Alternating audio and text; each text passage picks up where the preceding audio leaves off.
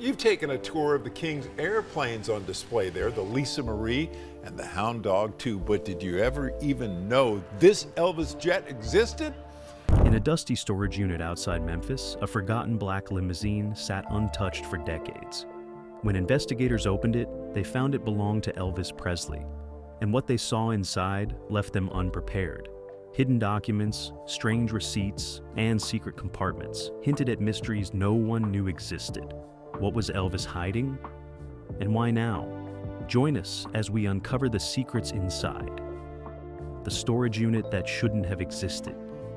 In early October of 2025, a regional storage company just outside Memphis was performing a routine audit of abandoned units. Most of the work involved paperwork, overdue notices, and properties that had not been paid for in years. Usually these units held forgotten furniture, broken appliances, or boxes of old clothes. Nothing exciting ever happened. Unit 73, however, was different. The account attached to it had been inactive for over a decade. The renter was listed as a logistics company that no longer existed. The address connected to the business led to an empty office space that had been vacant since 2018. No forwarding contact, no updated billing records, no one responding to certified letters. By mid-morning on October 9th, management authorized a forced opening. 2 employees stood beside a contracted locksmith as the heavy metal door rolled upward with a tired groan. Dust spilled into the air. Light from the hallway crept slowly across the concrete floor. And then, they saw it. A long black limousine sat in the center of the unit, covered in a faded gray sheet. The shape was unmistakable. Long hood, extended body, heavy chrome detailing barely visible beneath the dust. The car looked frozen in time. The storage manager stepped closer and pulled the sheet back just enough to reveal the front grille. A custom emblem had been mounted above the license plate frame. It was not a brand symbol, it was a lightning bolt, and the initials EP. Within an hour, the company contacted local authorities, not because of a crime, but because of the name attached to the original purchase documents found inside a metal file box on the floor beside the car. The paperwork listed the original buyer as Elvis Presley. At first, investigators assumed it might be a replica or a themed vehicle built after his death, but the registration tags inside the glove compartment told a different story. The identification numbers matched records from a custom automotive shop in Tennessee that had worked directly with Presley in the mid-1970s. By early afternoon, the unit was sealed off. A representative from Graceland was quietly notified. No public announcement was made. The situation was described as historical property review, but internally, the tone was far more serious. Because something about the paperwork did not add up. The limousine had last been officially registered in late 1977, just months after Presley's death. Then the ownership trail went dark. No auction record, no estate listing, no documented transfer. Instead, the vehicle appeared to have been transferred to the now defunct logistics company in early 1978. The transaction amount was listed as $1. Investigators immediately flagged that detail. The storage agreement itself had been signed in 1980. It had been prepaid in 5-year increments through layered corporate accounts. The last payment had cleared in 2014. After that, silence. Whoever arranged the storage had intended the vehicle to remain undisturbed for decades. As forensic automotive specialists arrived that evening, they noted something else unusual. The battery had been removed before storage. The tires were slightly elevated on wooden blocks to prevent flat spots. The interior had been wrapped carefully in protective lining. This was not careless abandonment. This was preservation.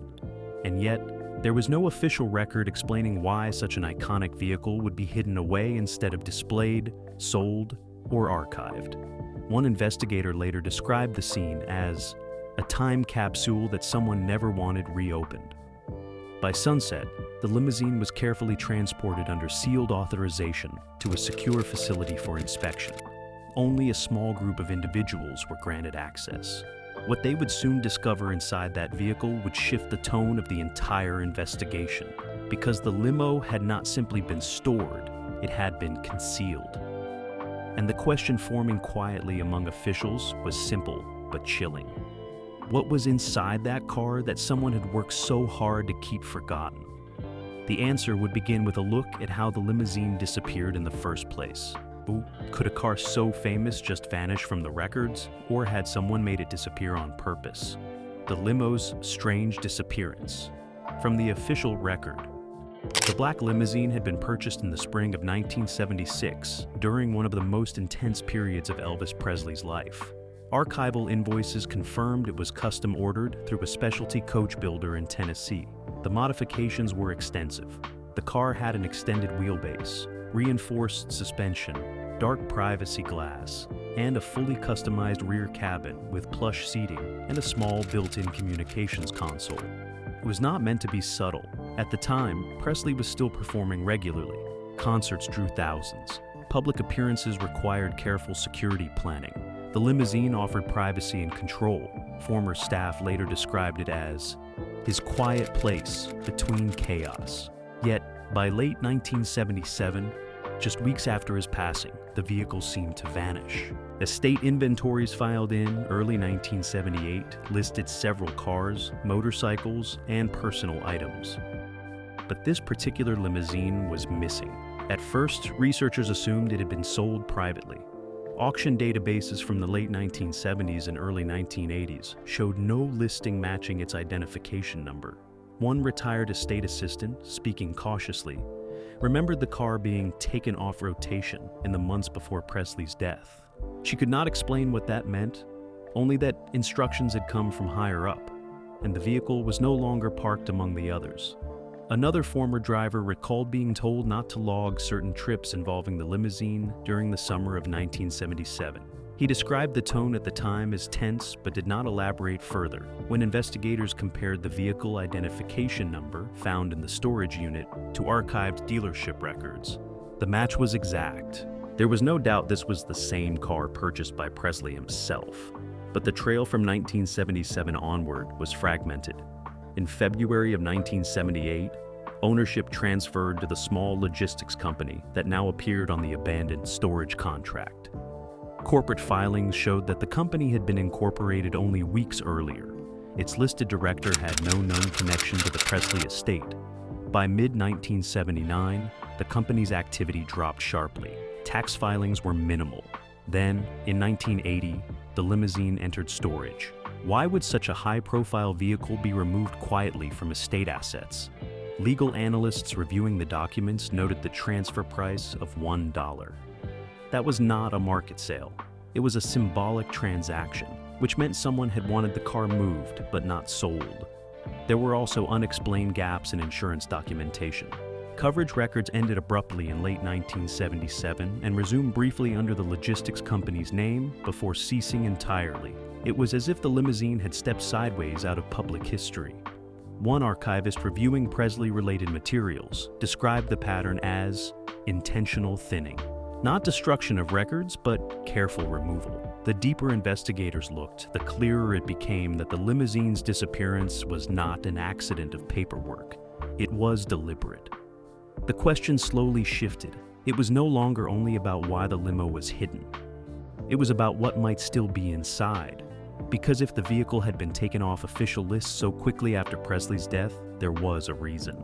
And whatever that reason was, it had remained buried for nearly 50 years. Until now. What secrets had Presley left behind in that hidden limousine? And why did no one want them found? What investigators found? Inside, forensic automotive specialists arrived early the next morning. The limousine had been carefully transported to a climate-controlled facility. The dust that had clung to its surface for decades had been gently removed. The first visual inspection suggested the car had been meticulously preserved, despite decades of abandonment. At first, the specialists focused on the obvious: the engine, suspension, and bodywork. But it quickly became clear that the interior held far more than worn leather and cracked trim. The rear seats were unusually heavy.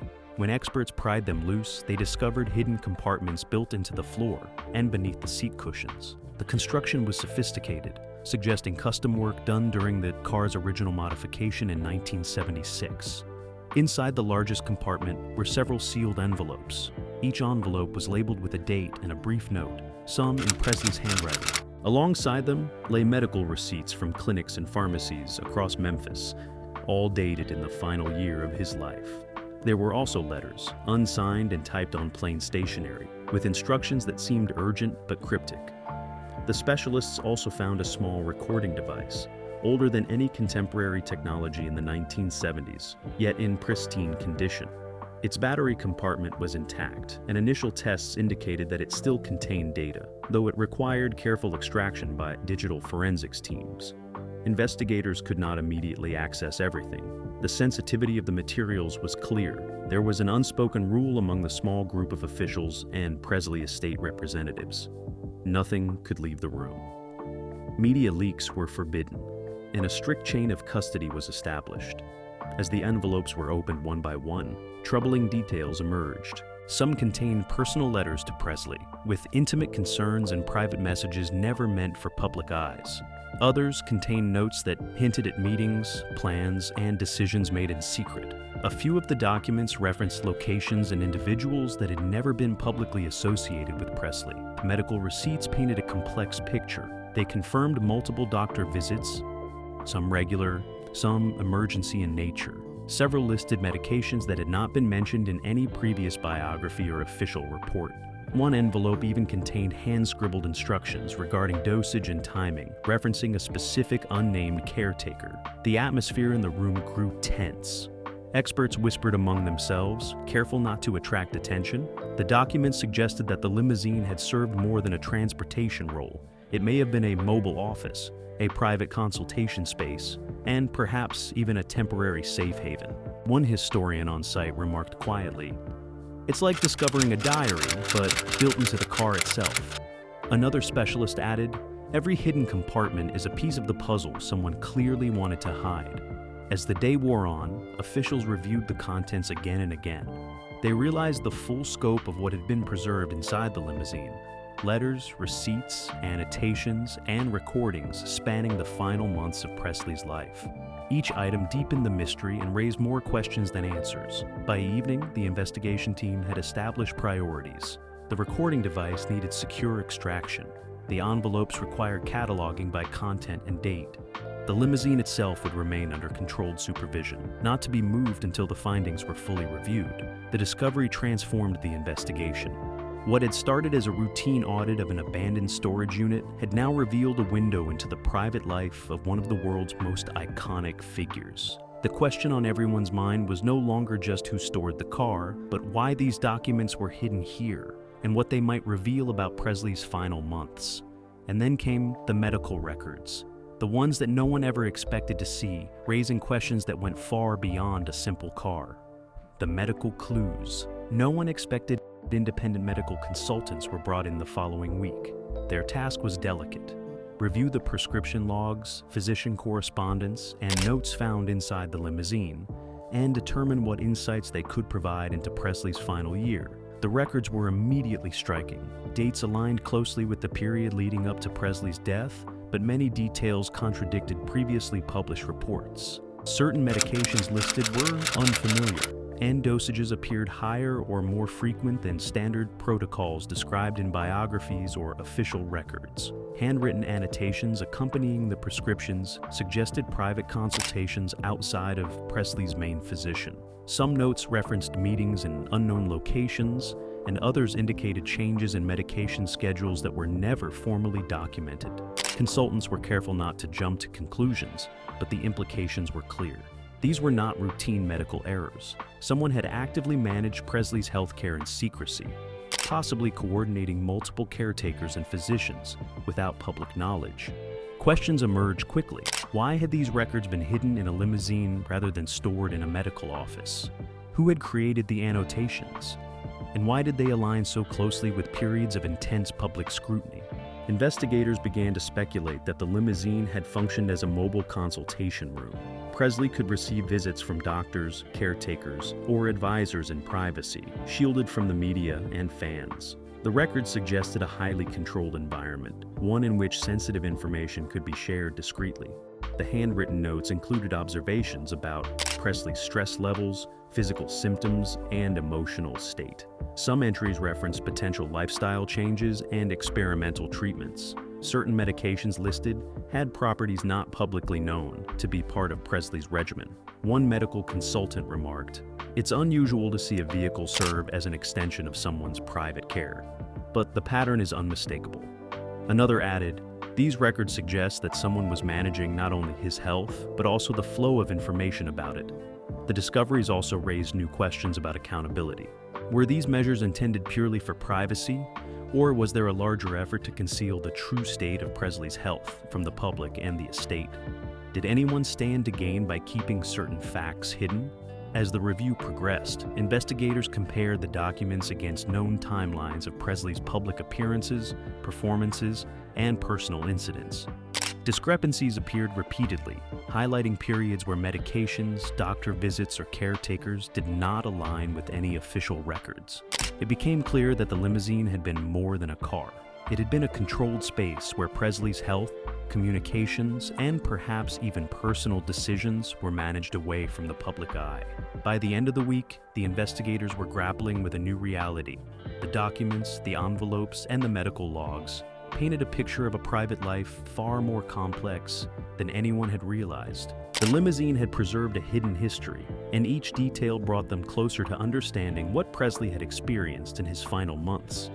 But the real shock came when the team started examining the recordings, and what they heard inside would change everything they thought they knew. Financial transfers and the shadow company. As investigators dug deeper into the limousine's hidden compartments, they discovered paperwork that immediately drew attention.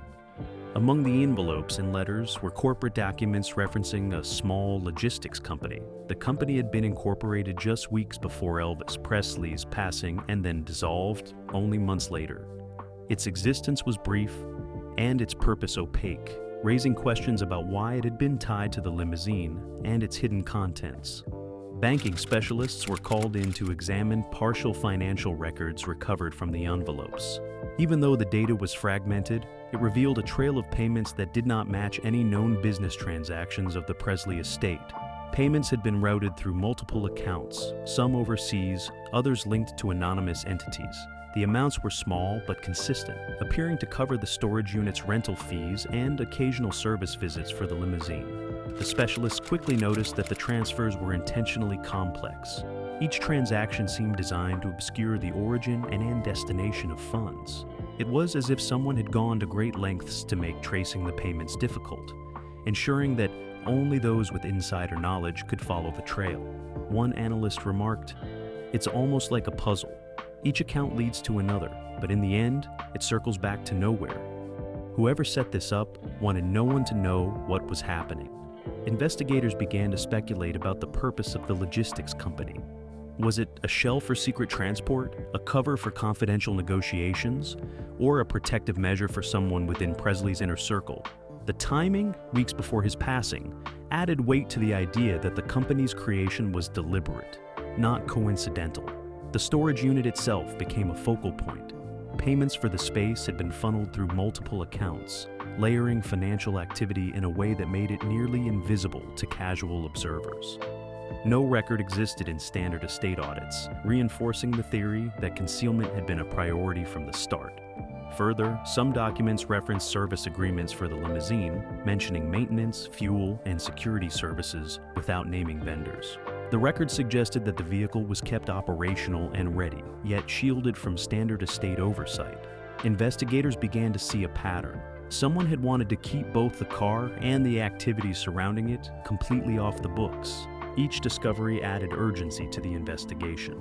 If financial maneuvers had been this carefully concealed, what else had been hidden? And why had someone gone to such lengths to create a temporary company that existed solely to manage the limousine and its storage? Questions multiplied. Who authorized the transfers? Who knew about the logistics company? Was the secrecy for Presley's safety, for privacy, or to hide something far more sensitive? By the end of the week, the team realized they were chasing shadows. The limousine, the storage unit, and the short-lived company formed a web of secrecy that someone had spent years constructing. Every paper recovered seemed to whisper that what they were uncovering was just a fraction of the truth. And then, as whispers of the discovery spread among those who had once worked for Presley, witnesses came forward, and their stories would complicate everything investigators thought they knew. Witness accounts that complicate everything.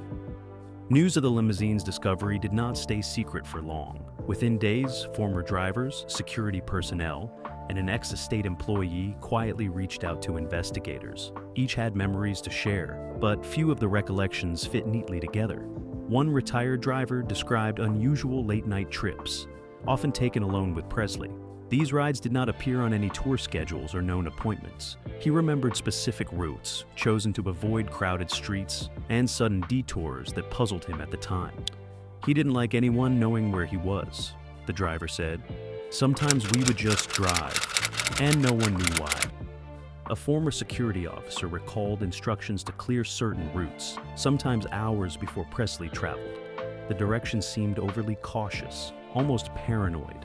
Yet, they were never officially documented, and no one outside the inner circle had any knowledge of these actions. Another witness, a former estate employee, spoke of the limousine's final ride. Weeks before Presley's passing, he remembered the vehicle being prepared meticulously for what was described as a private outing. No records, no photographs, and no public acknowledgement existed. The witness's tone carried a mix of awe and confusion. "I knew something was happening," he said, "but I had no idea what it was for. Nobody did." Some accounts conflicted. One person insisted the limousine had only been used for public appearances, while another claimed it had served as a mobile office for Presley's personal meetings. Investigators quickly realized that memories varied, shaped by personal perspectives and years of secrecy. Despite inconsistencies, a pattern began to emerge. The limousine had been involved in activities that were not documented, not overseen by the estate, and kept deliberately private. Investigators noted that these eyewitness accounts aligned with clues uncovered in the documents and financial records. The testimonies suggested a level of control and planning that went beyond simple privacy. Each witness hinted at discreet operations, late-night trips, and protected routes, all coordinated to ensure that Presley's movements and information remained shielded from the public eye. Investigators faced a difficult task. They had multiple accounts, each partially credible, but none complete. Each story added to the puzzle, but none provided answers. Yet, the collective weight of the testimonies reinforced one undeniable truth. The limousine had been far more than a car. It had been part of a carefully maintained private world. As interviews continued, officials began mapping connections between the witnesses' stories, the hidden documents, and the financial transfers. They realized that the deeper they went, the more complex the picture became. Nothing was straightforward, and each lead seemed to open more questions than it solved.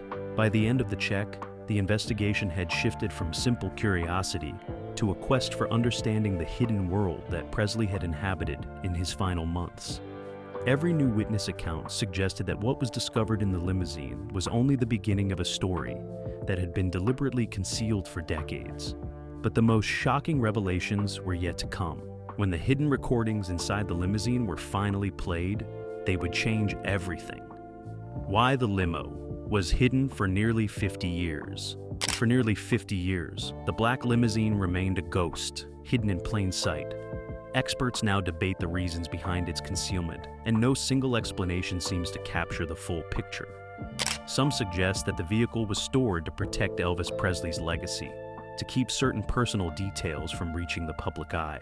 Others argue that the hidden documents, medical logs, and financial transfers indicate a more complex purpose, shielding individuals around Presley from scrutiny or preventing disclosure of sensitive information that could have altered public perception of his final months.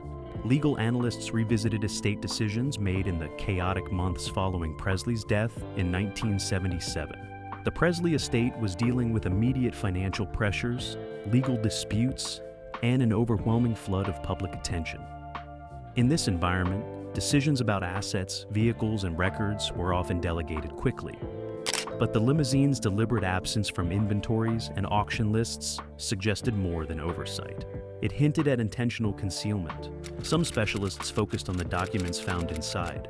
Prescription logs, correspondence, and financial records painted a picture of a carefully managed private life. There were gaps that could not be explained by simple neglect. Handwritten notes hinted at appointments, consultations, and meetings that never appeared in public records. Investigators theorized that the limousine had served as a private mobile office or meeting space where Elvis could maintain control over certain affairs without interference. The financial trail only deepened the mystery. The short-lived logistics company, the layered payments, and the storage fees all suggested careful planning. It seemed almost ritualistic, a system designed to ensure that both the vehicle and its contents were invisible to casual observers and even to official estate audits. Every account, every transfer, every hidden envelope was a layer in a strategy that had been preserved for decades. Historians and cultural commentators began weighing in, trying to understand why someone would go to such lengths. Was it a measure of respect for the man himself, a way to protect his image from posthumous exploitation? Or was it more practical, aimed at controlling the flow of information during a turbulent period when Presley's health, finances, and personal relationships were under constant scrutiny? Eyewitness accounts added nuance to the debate. Former drivers and security personnel described late-night trips, cleared routes, and private consultations. None of these were documented officially, and yet, collectively, they painted a picture of a controlled environment in which Presley's movements and interactions were meticulously managed. It became clear that the limousine was not simply a car, it was a vessel of privacy. A mobile sanctuary that allowed him to operate outside the watchful eyes of the public and press. Medical findings from the hidden documents raised another layer of speculation. Certain prescriptions did not match publicly known reports, and the timing of some appointments suggested that private care was being coordinated discreetly.